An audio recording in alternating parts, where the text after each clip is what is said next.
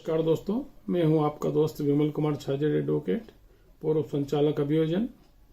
मध्य प्रदेश में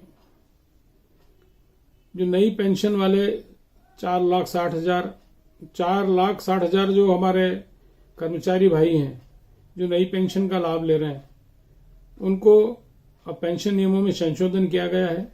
अभी तक क्या था कि कुछ भी आरोप लग जाता था या बर्खास्त हो गया या कुछ, तो उनकी एनपीएस में उनकी पेंशन रुक जाती थी।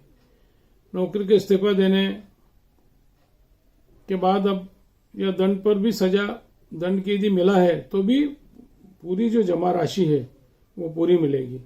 दोस्तों, इस बारे में मध्य प्रदेश शासन ने जो नियम बनाए हैं उनके बारे में मैं आपको बताऊंगा। उसके पहले मेरा आपसे अनुरोध है कि मेरे चैनल को आपने सब्सक्राइब नहीं किया और सब्सक्राइब करें, लाइक करें, शेयर करें। दोस्तों, नई पेंशन स्कीम के दायरे में मध्य प्रदेश के 4,60,000 कर्मचारी हैं। यदि सरकारी कर्मचारी को इस प्रकार का दंड मिलता हो, विभागीय जांच के बाद नौकरी से बर्खास्त किया गया हो, कोर्ट से सजा सुना दी गई हो, इनमें से किसी भी परिस्थिति में उसकी पेंशन नहीं रोकी जाएगी। दोस्तों, बहुत महत्वपूर्ण कर्मचारियों के हित का निर्णय है। यही नहीं, पेंशन में किसी तरह की कटौती नहीं की जा सकेगी। नौकरी के दौरान जो राशि जमा हुई है उसका भी उन्हें ब्याज सहित भुगतान किया जाएगा। इस दायरे में जो है, 1 जनवरी 2005 के बाद राष्ट्रीय पेंशन प्रणाली बनी एनपीएस, उसमें समस्त कर्मचारी इसमें शामिल किए गए हैं।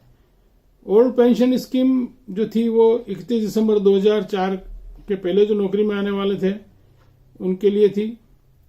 अब इसमें जो लागू किया गया है, जो पुरानी स्कीम वाले हैं उनको इस योजना का जो नए संशोधन किए गए हैं वो संशोधन उन पर लागू नहीं होंगे। उन पर पुराने जो नियम थे डिपार्टमेंटल इंक्वायरी के, वो जो पुराने नियम है वही उस पर लागू रहेंगे। यह व्यवस्था 2.5 लाख कर्मचारियों पर पेंशन नियम 1976 के तहत लागू रहेगी। तो कहने का आशय यह है कि जो पुराने कर्मचारी हैं उनके बारे में पेंशन नियमों में संशोधन नहीं किया गया है। ये केवल संशोधन नई पेंशन जो है एनपीएस वाले हैं उनके लिए किया गया है। सेवा में आने के बाद 10 साल में यदि रिटायर हो जाते हैं तो पेंशन का पूरा लाभ मिलेगा। दोषी पाए जाने पर भी कर्मचारी को नौकरी पे आने या उसके वेतन में हर महीने 10% राशि काटी जाती है। उसमें 14% राशि सरकार जमा करती है। ये राशि कॉर्पस फंड में जमा होती है।